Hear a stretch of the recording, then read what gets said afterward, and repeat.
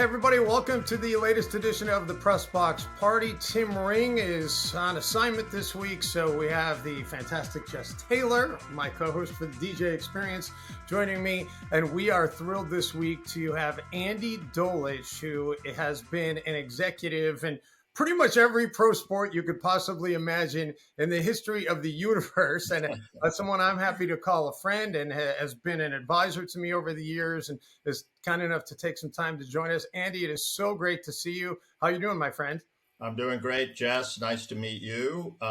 Too bad you have to sit next to Ben's and do this, but there's hazard pay in the media business, as you know. And yeah, one of us drew the short straw, and it wasn't her.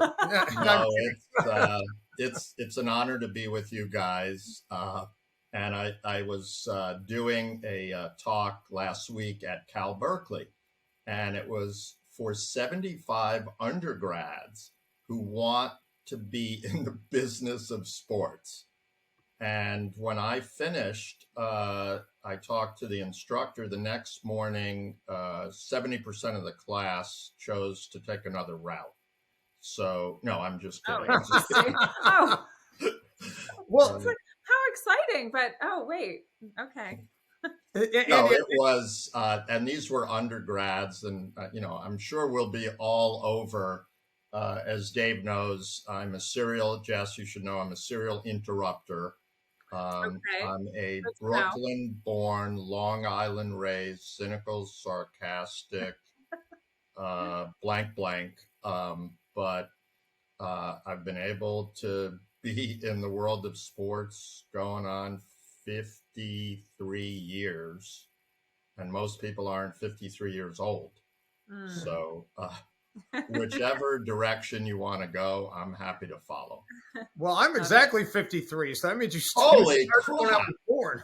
All right, let's go buy those Powerball tickets and have a 5 I will be and a 3 next week, actually. So there you go. Yeah, as of the taping of this, we are a few days away from going to Super Bowl 57 to do our show from Radio Row. So we're very excited. Why don't we start there, actually, Andy? Because, I want to talk about your roots, but let's talk about where sports are today. I mean, because the Super Bowl has just become this, it's this behemoth, and it's always been big, but it just keeps getting bigger and bigger and bigger. And now the money that's in there and people are paying, the face value for tickets is $3,500, $4,000 for some seats.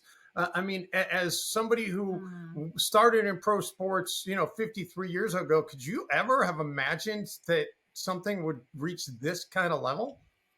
Absolutely not. I think, guys, the ticket for the first Super Bowl was $9. Oh my! Something along those lines. Now you can't get a bottled water for $9 at the Super Bowl. And what I love most about the incredible growth of sports, the fact that it's all storytelling, right? That's why we're in the business. And everybody looks at analytics and metrics and all the levels of complication. Who could have ever imagined a young man named Brock Purdy living a life that he's lived and where it is today? You couldn't invent this stuff. And then, you go to the Super Bowl and everybody who's anybody will be there.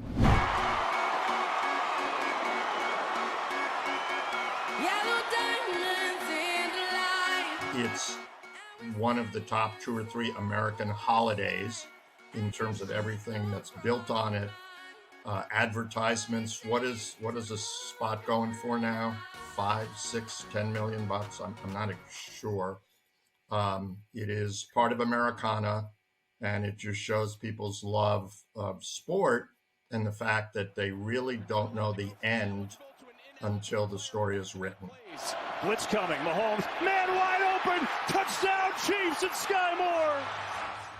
By the way, you hit all the high notes because Brock Purdy, she's on the Brock Purdy bandwagon big time. Yeah, the Brock story is pretty fascinating, and I think it's precious. So, Jess, I have a question for you. I've asked some of my friends. So, one more win, and I think Brock absolutely, Disney would have signed him to the Mr. Irrelevant story, right? Coming to theaters and right. Digital devices near you. Purdy back to throw. Pressure coming. Steps away. Looking to run. And he walks it in for the touchdown. Who would you pick to play Brock Purdy in your movie? Oh my goodness, who would I pick? Who would I pick? Okay, so I got the answer. I asked one of my snarky friends, and he went, Dolich, you're a dummy. And I go, I know that. Now, what's your answer? He goes, well, Brock Purdy would play himself because A, nobody knows who he is, what he looks like. I mean, true. They do. He's an 11th grader in high school. He's got the perfect demeanor to star as himself because he doesn't take him seriously. And, Christian McCaffrey can play himself. I mean, all the people in that movie could play themselves, and still a remarkable story. Yes, there is an actor. He will come to mind, but there's somebody I'm thinking of that would play an amazing Brock Purdy. Yeah, most people are going to be ruled out though because Brock Purdy's still a kid. Well, that's the point, that with and just the Niners, the whole, when is the last time that 4 quarterbacks went through a season, for a team to go to a championship? And somebody was talking about this year, 70 quarterbacks played in the NFL. That's sort of holy mackerel. That's a lot of car crashes. Right. It's a lot of car crashes. Take me back to, Andy, what it was like for you to be with the 49ers and in your time there. And I know you weren't there as long as you were at other stops, but what was that experience like for you? Yeah, I was with, before that, and multiple stops along the way, I had been with the Memphis Grizzlies when we moved, I guess the last team to move across an international border legally in 2000. We went from Vancouver to Memphis, built FedEx Forum, built a pretty good team. There was a guy running basketball there named Jerry West. Perhaps you remember that name. My responsibility was on the business side, the arena, marketing, introducing the first major team to the market. Great college, but they hadn't had a major pro team. And then the owner, Michael Heisley, the late Michael Heisley, decided he wanted to reboot the team. Jerry went back to LA, and I was hired literally in a short period of time by the Niners in 2008 to be the chief operating officer. Over 3 years, we were working to build the infrastructure of what became Levi's Stadium. And of course, you remember, great controversy, the Niners are leaving San Francisco to go to Santa Clara. Oh my God. Which a lot of us still lament, by the way, Andy, especially people who live in Marin. Yeah, or Sacramento or North, because the Niners are an absolute regional team and have been for many, many years. That story and the intrigue and how that happened. So midway, a little bit more than midway through my deal, and I've had 10 jobs on the franchise part of sports. I've been fired twice, quote, resigned, because you don't really get fired. You resign if you have a contract, and as long as direct deposit works. So Jed and I had a very amiable decision. He was, going to be the president of the team, and ultimately I left. It was a downtime for the Niners. Mike Nolan, Mike Singletary. I want winners. Can't do it. I want winners. I want people that want to win. I mean, I learned a lot. Jed made a decision to bring in Al Guido, who I have great respect for, who worked for the Cowboys and their massive success. And I went on with my life as a consultant in the world of sports. And the Niners started to turn the corner a few years ago, and they're clearly a power in the NFL. By the way, we should go through a little bit. Obviously, we're not going to have time to go through your entire career path. Can we run until 3 this afternoon? Yeah, exactly. I think that people are going to want to hear every detail. No, I can give you a quick one. I won't stop for any details. You want me to go quick? Sure, go ahead. Yeah, you know it better than me. Okay, so I went to the first sports management program in the United States at Ohio University in Athens, Ohio, not Ohio State University. The idea came from Walter O'Malley, the original owner of the Brooklyn Dodgers, that people should be trained, men and women should be trained in the business of sports. Now, this was in the late 60s. There was no big business of sports. There was no ESPN. There were no bunker suites. There were no spots on the Super Bowl selling for multiple millions of dollars. My first job, you need to do an internship. I love basketball. I went to work for the Philadelphia 76ers in 19... Hey, I'm going to stop you there, Andy, because we'll continue in a second. I thought of a great question I want to ask you. So you were with the 76ers. They went 9-73. It's still the worst record in a season in NBA history. I know you've said many times that I heard your conversations with Rick Welts about, hey, you thought 9-73 was harder than going 73-9, and that's a great anecdote. But my question for you is, and I went back and looked it up, I want to know 9-73. How many of the teams that you actually beat that year can you name? We beat Seattle. We beat ourselves up a lot. I think Buffalo was in there, but I did not keep track of the 9. If you've got them, you beat Houston, Buffalo, Kansas City, Seattle, Milwaukee, Detroit, the Knicks, the Trailblazers, and the Baltimore Bullets. You did not beat a single team more than once. You started the season 0-15, and I know you were in ticket sales, so that must have been amazing. And then you lost 20 games midseason, and then lost the last 13 to close out the season. So the only consistency was the losing. Yeah, Jess, would you like to start your career that way? I like a challenge, sure, but no, certainly not. So I do a lot of yapping to young people that want to get in the business. And I always talk about that as the way that my career started. Run to chaos and disaster. Run there as quickly as you can. Think about the number of resumes that are coming in to the Chiefs and the Eagles right now, and then whoever wins. How many resumes are coming into the Bears, Houston, the teams at the very bottom of the league? Very few. That's where I want to be. And you talk about selling season tickets. Hi, I'm knocking on your door. I didn't have to worry about security. Let's talk about a team that just went 9-73. And for a year, I and a bunch of other 20-somethings were able to do stuff we never could have done for the Celtics, the Knicks, or any established team. So I would tell anybody that's thinking about the world of sports and entertainment, and, to your point, go where it's screwed up. Go where there's an opportunity for you. Because if you're trying to go to the best, you're going to be the third assistant to nobody and be frustrated and probably walk out. Right. She'd figure out a way, though, Andy. Well, Jess, I was putting it on myself, and then was there for 3 years. That gave me the opportunity to go to a well-known sport, indoor box lacrosse, with the Maryland Arrows. The National Lacrosse League still exists. Then after 3 years there, I went to the Washington Capitals for 2 years. Hockey, we were terrible. I love that, but there are ties in hockey, so you can't ever lose as many games as basketball. And then I became the general manager of the Washington Diplomats of the old North American Soccer League when the Cosmos, Pele, Beckenbauer, were blowing out 68,000 people. We played at RFK Stadium, averaged about 25,000 a game. And then my big break, the Haas family bought the Oakland A's in late 1980 from Charlie Finley for $11.2 million. Which probably was huge news. They were, what are you, out of your mind? $11 million.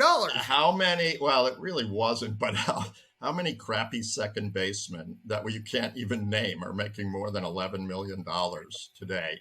Had an amazing 14-year run there. We created a lot of fun. Come on, talk it up. Out of the way, Tony. Let's hear some chatter. Way to watch him, Tony. Come on. This guy's got nothing, Tony. Make him pitch to you. That's not hard. Hey. That's a noodle. We'll give you a tryout.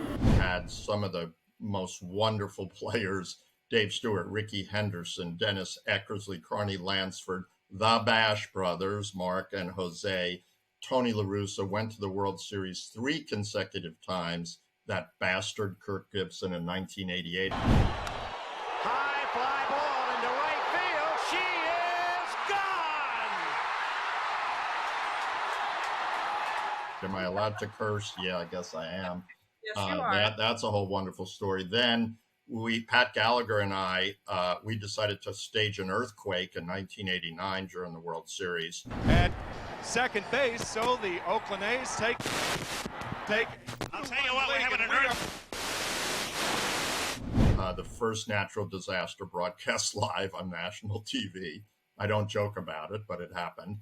And then 1990, when Marge shot and Shotzi crapped all over us. And then I walked across the hallway at the Coliseum and worked for the Warriors less than my 3-year contract. Chris Cohan was the owner. And then, as I said, Vancouver Grizzlies, Memphis Grizzlies, San Francisco 49ers, TBT, the basketball tournament on ESPN, which I was part of launching, and now fan-controlled sports and entertainment, and some other stuff in living my life. So no complaints. That's a quick. And an author. I've got your book that you were kind enough to send me a copy Oh. of. And okay, you got do you have a new book out now? Oh. Am I behind? Like an author. How many people do you see? We'll talk about this in a second. How many people do you see in coffee shops? Hi, what are you doing? Oh, I'm writing a book. Who's your publisher? Nobody. Me. How much does your book cost? $17,500. Who's paying for it? Me. No, this is a book that you can go to Amazon.com. It comes out on April 11th. I wrote it with Dave Newhouse, as you know, Dave, the longtime voice of the Oakland Tribune in their leading sports columnist. And this book talks about what has happened in Oakland since 1968 that led to the Raiders leaving twice, the Warriors moving across the bay, and now the uncertainty of the Oakland A's and what happens there. So if you're interested, just go on Amazon.com, Goodbye Oakland. Wow. I mean, it's a real publisher from Triumph Publishing in Chicago. And it's I think, a well done book about the history. You have a city here that may lose all 3 of its teams that, as you know, played on one footprint at the Coliseum, and they will never have those leagues playing there again, at least in my lifetime. And that's just heartbreaking. There's so much about the Oakland story that I'm curious about, but just if you can't get it elsewhere, why aren't you just putting a new stadium in that parking lot? I don't understand that. There's room. Like, why is there not a new stadium there already? Why didn't the A's go play one season at AT&T Park and they tear that thing down and put up a new stadium? Now I'm going to be upset this afternoon. So look, let's face it, John Fisher. So the Haas family sold to Schott and Hoffman. They bought the team under a real estate play. They knew they were ultimately going to sell it. Scott Hatterberg showed up. Billy Beane created Moneyball. There are rich teams and there are poor teams. Then there's 50 feet of crap. And then there's us. Maybe I shouldn't tell this story, but about a year or 2 after the movie came out, and, Brad Pitt says it's the only movie he's ever starred in that the guy he's playing was better looking than him, meaning Billy Beane. Wow. That's a true story. And so I'm not great friends with Billy, but we know each other. And I saw him walked up. There were a bunch of people around and said, "Hey, Billy, how you doing? Billy, I have something you don't have." And these people were looking at me like, who are you? And what the hell could you possibly have that Billy Beane doesn't have? And I wasn't wearing it, but I go, I got a World Series ring. You don't. And he doesn't. Now, that's not necessarily Billy's fault. John Fisher is the owner. He's owned the team. Next year will be 18 years. Dave, he's never once spoken to the public, never once, as to why he owns the team. Now, even though it's a privately owned entity, he's used Lou Wolf and now Dave Cavell, who's team president, who I respect, to be his spokesperson. But they're not the owners. He's the owner. And the owner has a responsibility to do the best that he can for his city.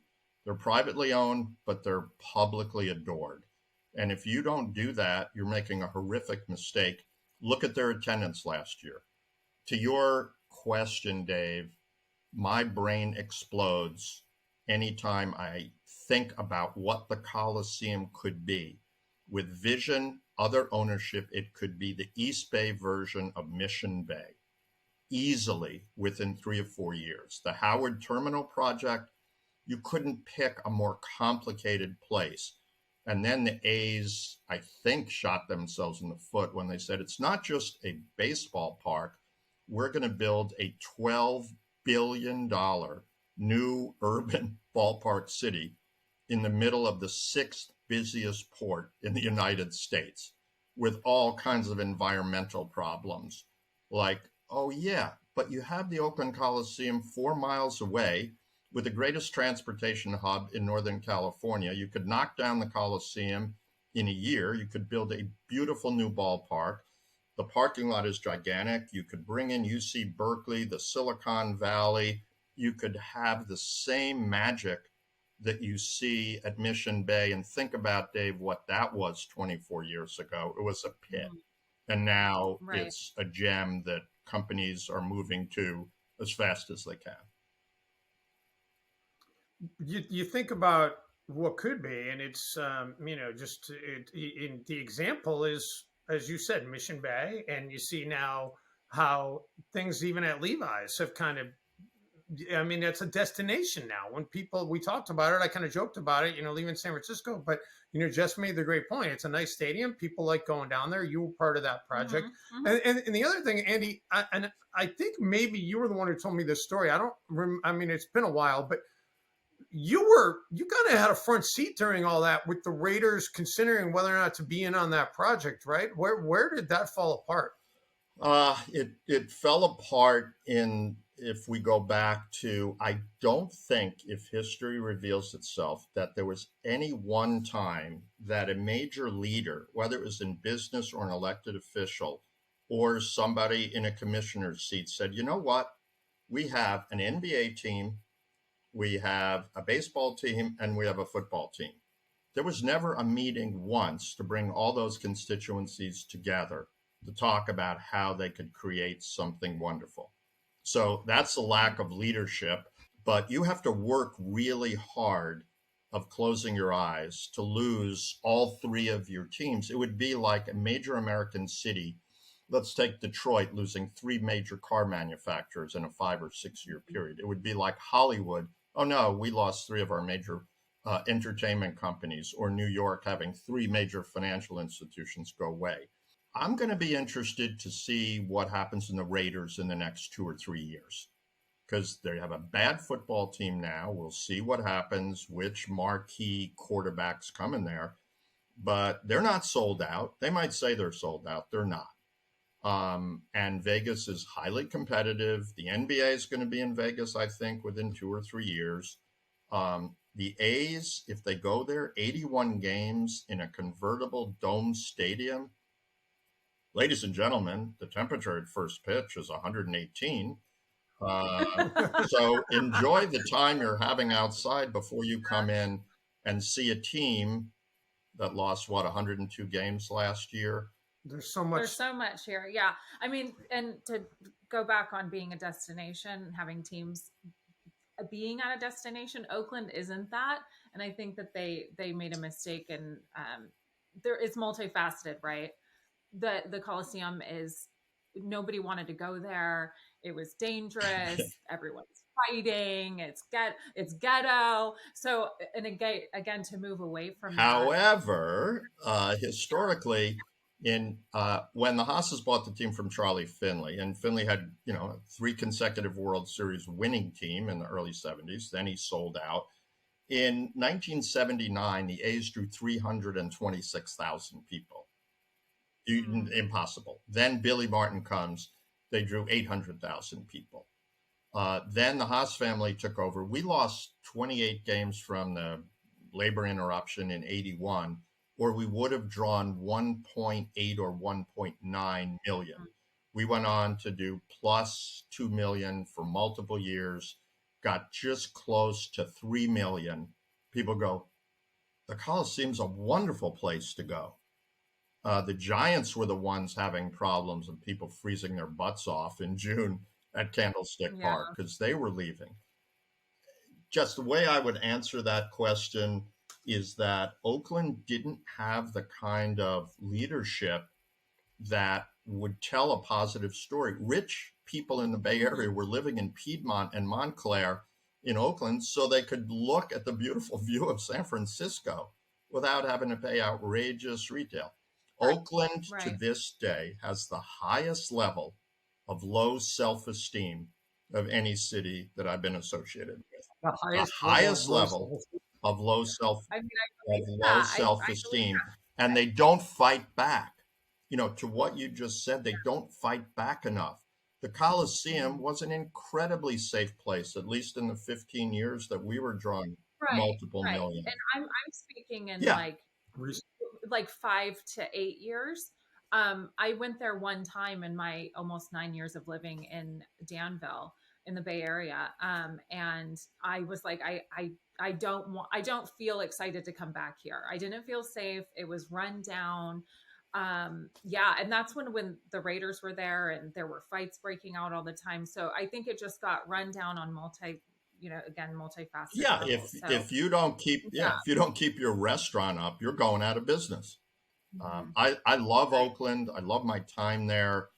I just think this is an unbelievable, horrible injustice, and that's why Dave Newhouse and I spent a few years jotting it down. So there's at least some history of how did this happen, and what might the future look like. Yeah, you touched easier out though. Oh, totally easier. Yeah, you touched upon the earthquake, Andy, and I just want to real quick. I want to know what that was like behind the scenes. Obviously, horrific for everybody in the Bay Area, and lives were lost, and millions of dollars and revenue was lost, if not billions of dollars. I don't know what the final numbers were.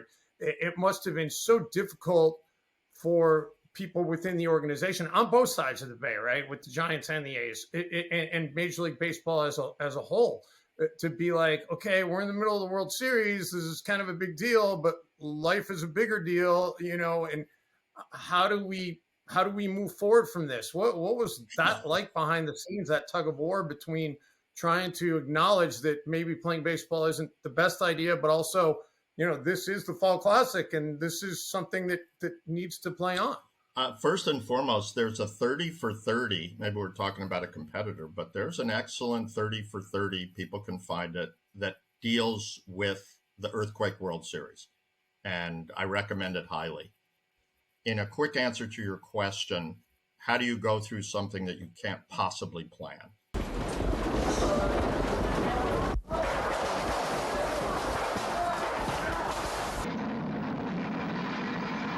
Have you gotten word about the Bay Bridge? What about the Bay Bridge? What's wrong with it? The upper deck appears to have collapsed during that earthquake. Hold on a second. First and foremost, it was during the daylight hours. If it had happened at night, darkness, the Giants lost all power. If you remember, a police car had to drive up to home plate and use the PA system to tell people, once everybody got their act together, to say there's not going to be a game played. There was no damage at Candlestick, zero. Had there been some damage or a light fell or something happened, you could have had multiple casualties. But the key point is, when it was decided that we would start meeting, we were at a San Francisco hotel without power. And the mayors of both cities, the police commissioners, state and federal officials, the commissioner, Faye Vincent, at that time, was an incredible leader. And he came on early and said, we're just a little game in the midst of a significant disaster in a community in Northern California. And his leadership, back to that point before, there was some discussion that the World Series should be played in another city. And Bob Lurie, who owned the Giants at that time, said that is not going to happen. To me, in the midst of that disaster, and I think it was a 10-day hiatus until we played again, but that game became a celebration of the city literally trying to get back on its feet. And to me, it might be, a little bit sappy, but it represented what sports can mean to a community. We couldn't make the earthquake go away. We couldn't solve all of the problems overnight, but it helped show the community that the A's, the Giants, the Bay Area could work together and celebrate the power that we had and ultimately get back on our feet, which happened. Andy, before we let you go, I feel like I could go with you. Literally, could go. So with when you is episode 6, so much... Jess? When are we scheduling that? we can schedule it today. I'm sorry. Go ahead, Dave. No, I was just going to say real quick, you touched on at the beginning, fan-controlled football and fan-controlled baseball. Some people may not be familiar with what that is, and that's what you're doing now. In addition to being an author and running Dolich Consulting and all the other things, you're the commissioner of fan-controlled baseball now, and fan-controlled football has already been out. What's going on with those projects, and where should fans go to learn more just about go to fcf.io or just type in fan-controlled football. As I said, the world changes every day. The concept came to me 6 years ago by scary smart younger people and said, what do you think about a sport in which the fans make every single decision real time? And I meant, like, fans can decide who the players are, they can decide who the coaches are, they can make play calls in the game, and it's not a video game? And they said, you're correct, it's not a video game. And I laughed. And I said, you sure it's not a video game? And they go, no, it's arena football. For those people that have seen arena football, it's real football with great athletes. This feels very, very aggressive. You only have 4-ish plays to score here. Let's see where Francois goes. Right downtown, looking for it all. Take it away! What a pick! Stuyvesant Latham gets it right back for the Zappers. And fast forward season 2 at our championship game several months ago, 900,000 people engaged in the game around the world. And it's in-game, real-time play calling. So what we're trying to do in Fan Controlled Sports and Entertainment is give fans, and a lot of younger fans, the ability, because they live on this thing, remember this thing, life has changed. And if you're not keeping up, you're yesterday's news. Well, I'm looking forward to being able to see this continue to grow, Andy, because everything you've touched has one way or another blossomed into something fantastic, and I don't think. And that's nice of you to say, but it only has done that because of an incredible group of men and women that I've been lucky enough to work with. And you guys know, okay, so you might be on the screen, but if there aren't other people helping you, you got no shot. So it's putting the best team together and saying, you know what? I don't have the slightest idea how to answer that question. Who got it? And if we don't got it, let's figure it out. And let's not be afraid to fail, because back to this 9 and 73, go out there and fall on your face. That's the best career advice I can give you, but get up again. Before we let you go, I want to close out. Should we have them show? I want to have you actually show us the things that are behind you, because I can see all the hats. Like, can you give us a little bit of a tour? Oh, of should I pull the computer up and see if this Sure, works? if you want to. So, there's some of my pictures up there. You'll see James Gandolfini up in the middle there. Let's see what else I got. Here's one of my favorites when I talk to young people. You see those business cards? Those are all my business cards.